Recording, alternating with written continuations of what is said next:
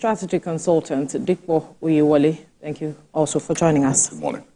This matter of prison decongestion has always been on the front burner for some time now, especially with regards to the number of prison breaks we've had and the fact that the holding capacity of most of these centers are no longer capable of holding the numbers that we have as it is. But the minister, in his own wisdom, he's saying that he's taking a facility audit of all of this whole correctional centers so that there can be decongestion. He feels that is the way to go.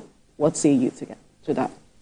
Okay, well, I believe that it's a phasal thing for him, because if we cast our mind back to the first 100 days of this administration or the first 100 days of the ministers, there was something he did in this regard where he was able to raise, I believe, 550 million naira so to pay for the bill of, I think, well over 1,000 people. Absolutely, yes. Thereabouts. So about 4,000 of them. Yeah. Yes. So I believe this is part of that process that is still ongoing, and we must commend that particular initiative that he did in the first 100 days of being a minister.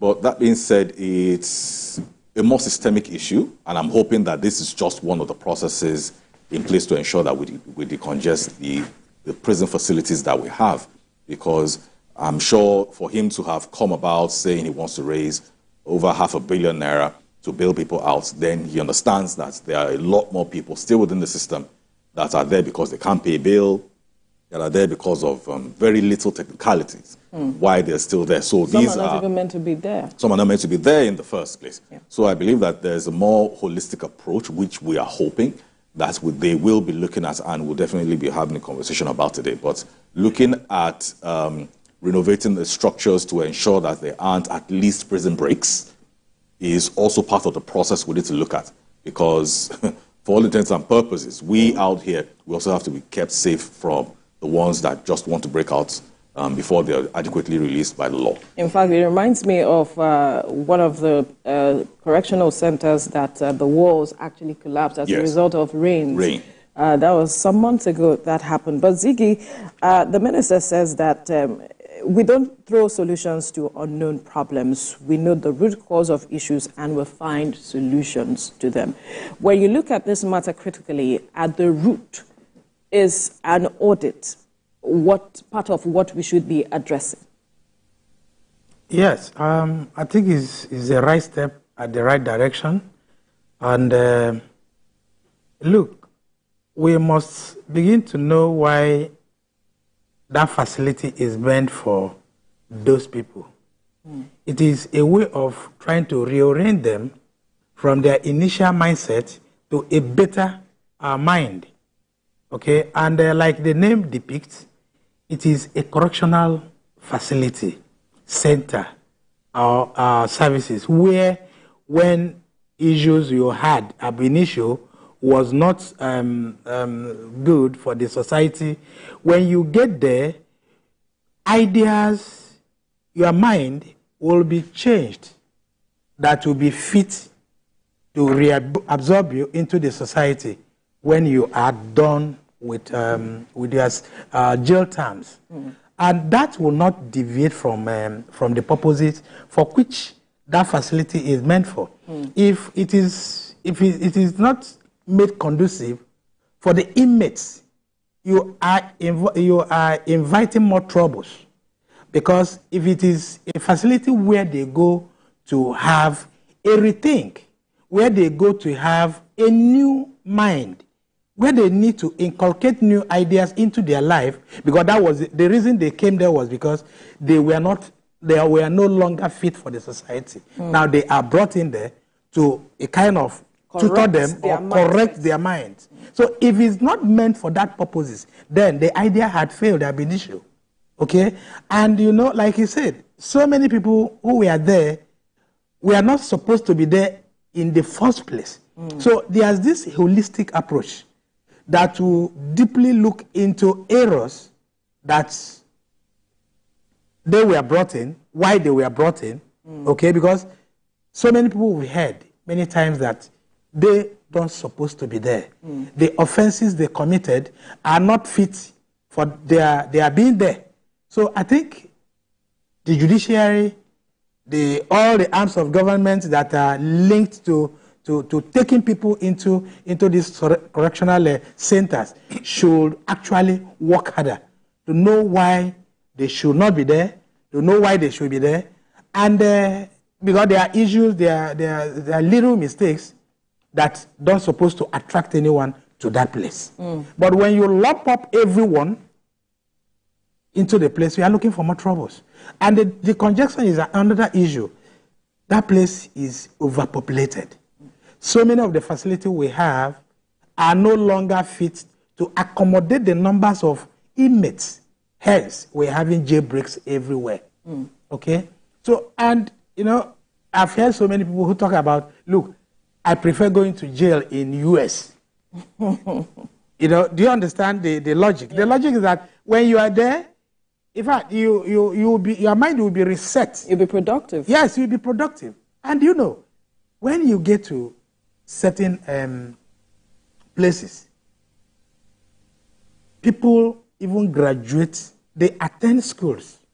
Yeah, opportunities are given to them. There are some NGOs who run that here exactly. in Nigeria. Opportunities are given to them. Artisans. In fact, so many inmates, when they are out, they become very professional and skilled, very artful in so many areas.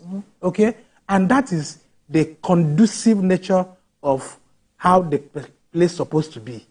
If it's not conducive, where people are going to learn some of these handworks, artisanship and all that, then you are creating more trouble than you are solving it.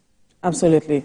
Like I was mentioning earlier, some NGOs actually take up this responsibility of going to the prisons to educate those who are there, teach them. In fact, some of them write exams. Yes. As they are there. I learned in some countries that you can gain admission and they offer off-campus services to inmates, such that when you are out, you could become a graduate from your choosing a career or choosing, and then you get a job. Yeah, you could get a job because at your coming out, you will be reintegrated into the society. That means you are very now fit to become a participant in that society.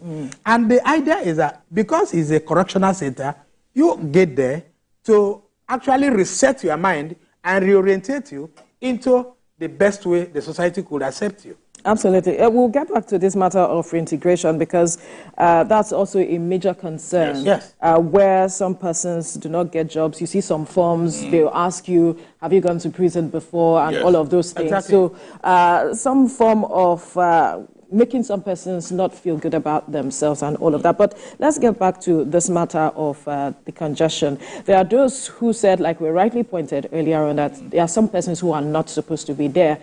This matter of arrest and remand, we see that some people just, some police officer arrests some persons, detain them beyond 24 hours. That is meant to be the constitutional time.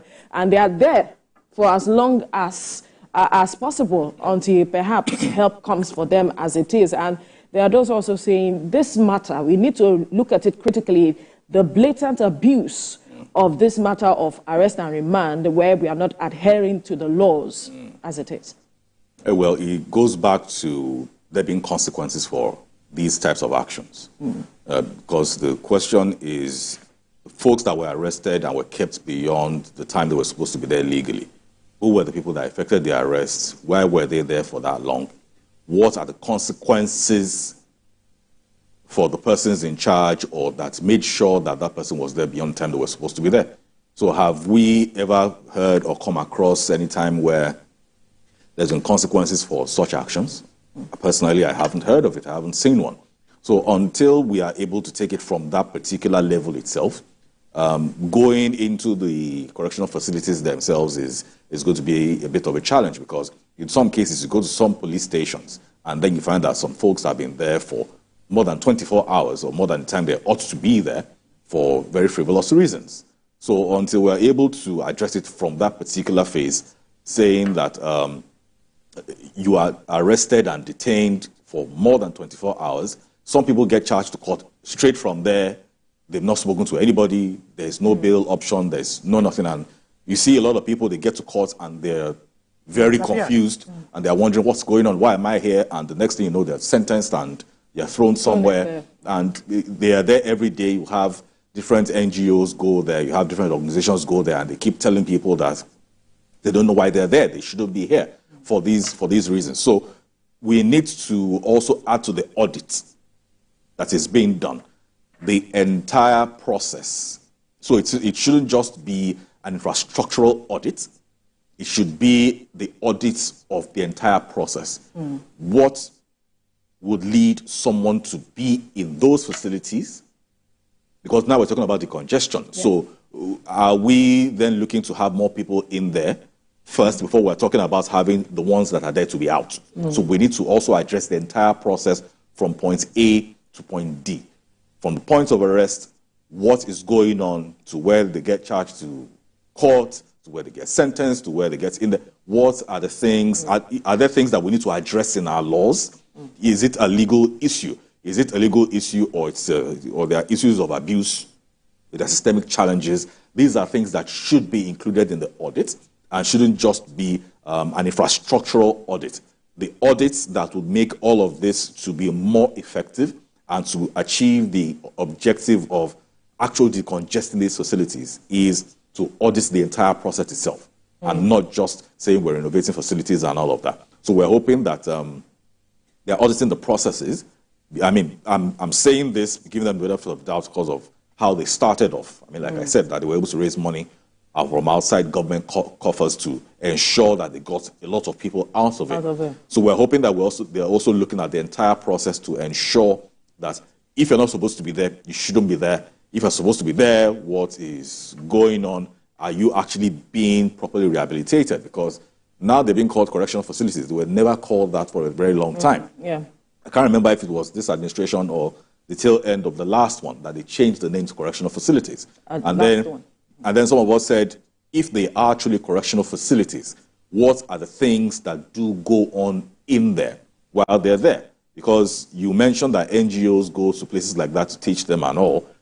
Youth corps members also do that. I did that during my youth service. And we need to understand that these systems that external facilitators come in for need to be integrated into the system itself and not rely on just NGOs. Just NGOs or the external. It has to be incorporated into the system to ensure that there's actual correction happening in these correctional centers and not just places to let out punishment for bad behavior. Yeah, perhaps this is why some persons have said that the subnationals have a huge responsibility to play. That's state governors have a huge responsibility to play because this matter of prisons have been taken off the executive list to the concurrent list, where the governors need to play their roles at ensuring that the state of these prisons should be what it is, and then those who are in there that are let out are integrated back into the society, and the governors perhaps put a structure in place where these persons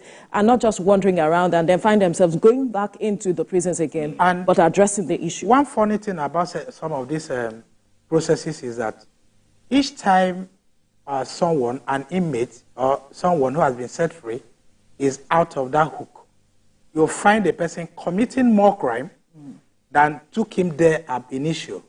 Okay? And most times when they are interviewed, you'll find out that they got their friends who they had committed this offense with in that facility. Okay? And like it has brought to this concurrent list, the governor should not left the job on the hands of the NGOs. NGOs go there to do good jobs. They are trying to bridge the gap, actually. Yes. But then bridging the gap shouldn't be left in their hands alone. The government, the state government should have an arm or set up a committee that will actually interface with the facility coordinators, those that are saddled with this responsibility, such that the people, the interaction, the interfacing with the inmate, because they are human beings, okay, but they have a different orientation. That eventually what land them into that trouble. So they need to be corrected. And that place needs to be equipped with a lot of facilities that will actually do the job of correcting their mindset, okay, making them believe that the society where they are coming from would be better, or will make them better if they had been left off the hook. You understand? Right. Then another thing is the whole process, like you said, should be interrogated. The audit shouldn't be facility audit alone. What took these people into the play? What landed them into trouble?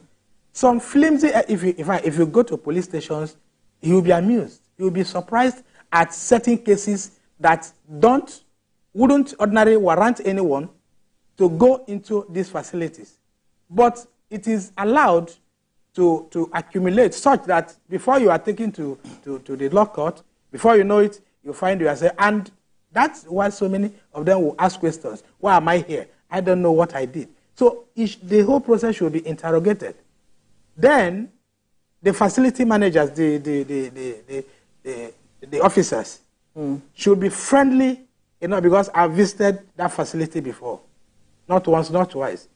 The unfriendly nature of these people is terrible.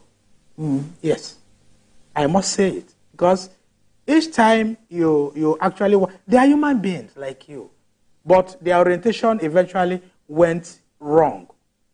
Probably that's why they are brought in there.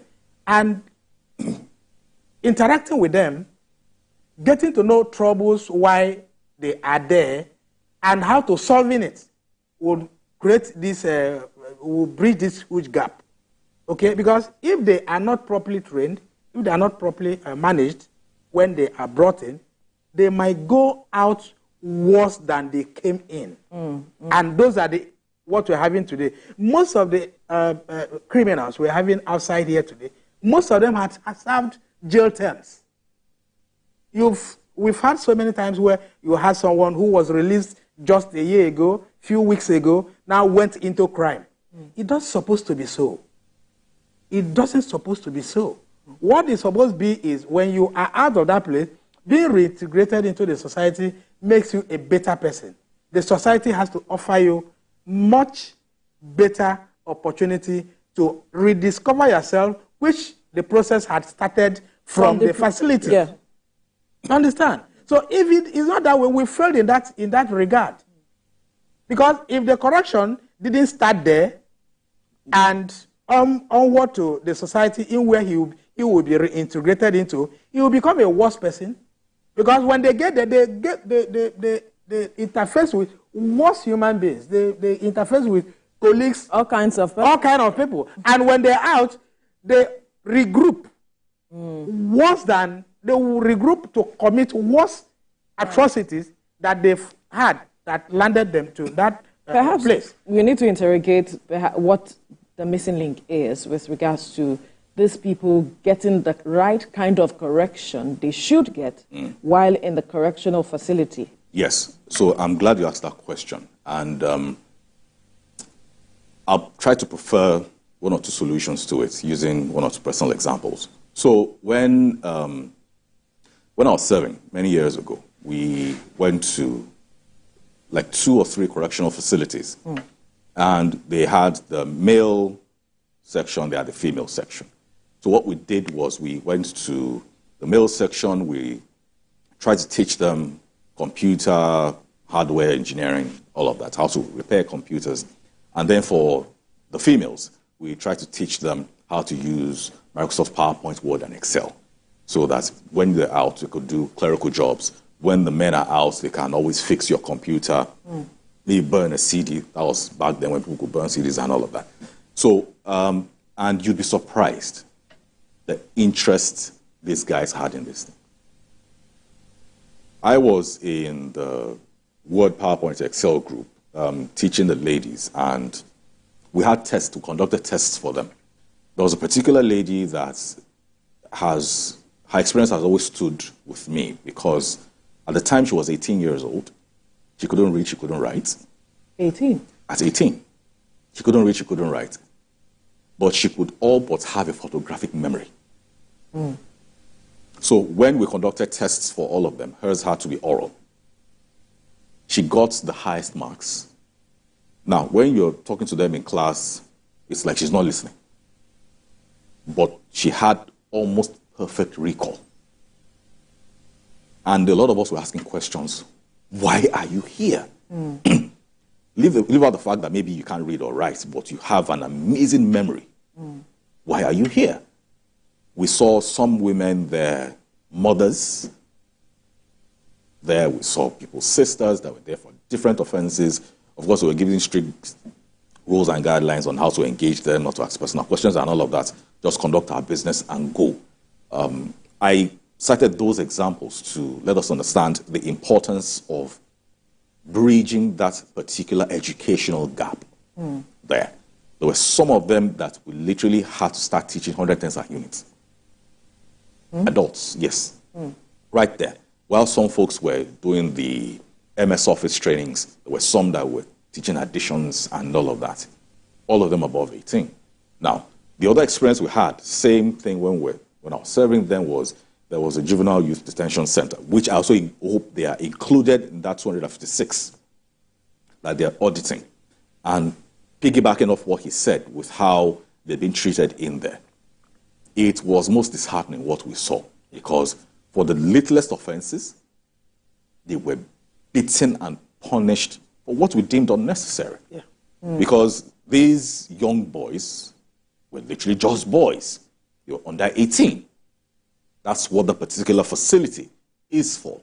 And then you find some of them stay there for 2-3 years, and they come out more hardened than they went in. So the treatment they get within the facility is also a problem. Right. So the education that we're talking about now shouldn't just be about the inmates.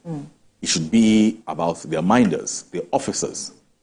Everyone needs a particular set of orientations that is applicable to why they are there. If you are there to ensure they stay in there, you need your own training.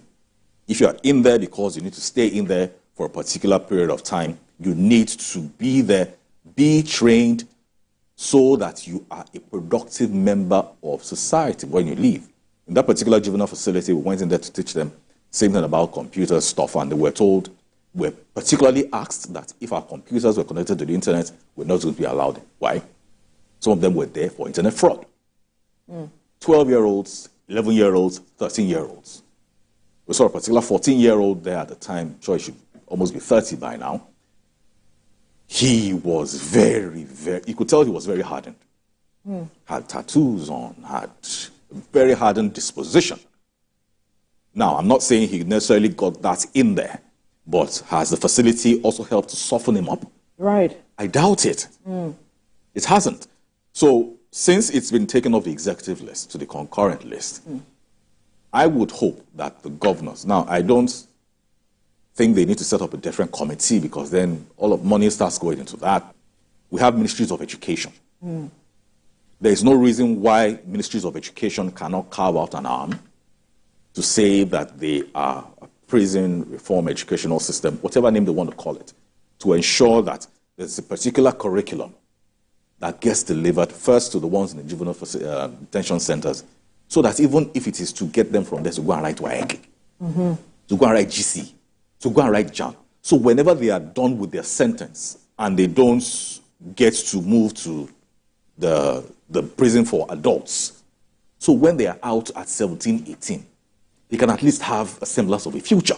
Absolutely. Not saying that they've been there. So there were some of them that were taken there by their parents, saying that this one, we cannot handle him, this one, we cannot train him, he's a problem child. There were some of them that were there for murder. At 12, at 13. Oh, you were fighting with somebody, you broke bottle, you stabbed the person, and you found yourself there. But is the system that they have found themselves now, is it actually correcting them? Are they coming out as better persons? Are they coming out as productive members of society when they come out? Because some of them go in there at age 11. They're saying they will come out at maybe 17 or 18. 6-7 years has passed. Do you know why it has passed? GC has passed. Maybe it's only probably 6 that they did before they got in there. So there's a huge vacuum that needs to be filled. How about you see how to educate them in there? Now, it doesn't mean that they come out and necessarily have to go to higher institutions. Some they want to learn a trade. But at least part of what education does for you, it doesn't matter where you are, is to also address your orientation. Absolutely.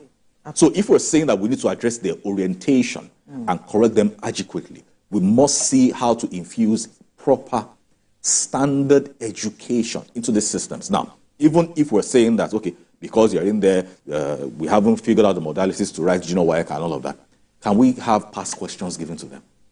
To say, okay, when you go out, even if you go out at 17 and you have to start from junior WAEC, this is what the questions look like. Right. This is how they ask questions. So you know that what you have been taught in there, you can apply it out here. So there isn't so much of a vacuum and a gap between them and their peers. Because these are the issues and these are the challenges. Because they come out, they feel left out, they feel all alone, and then they go back to a life of crime.